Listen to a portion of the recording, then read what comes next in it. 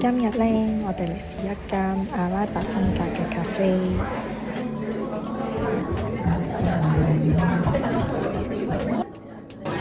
我哋點咗一個 pistachio latte 同埋 pistachio matcha latte。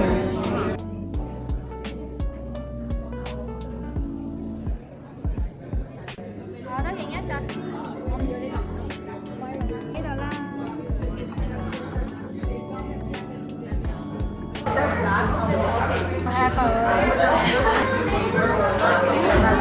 佢嘅咖啡味好濃好香啊！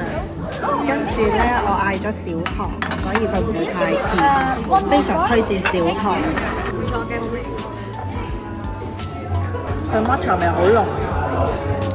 我哋order咗 chocolate mousse 同埋 eggplant toast。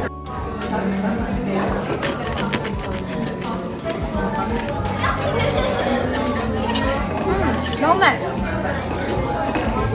係佢哋啲種族嗰啲 style 嘅。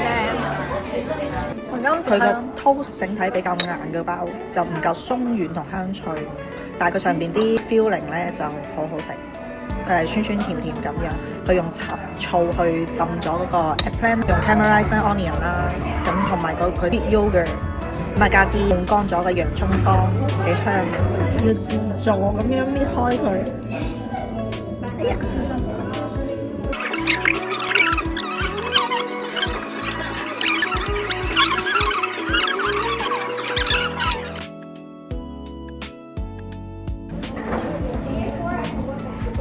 佢質地比較硬咯。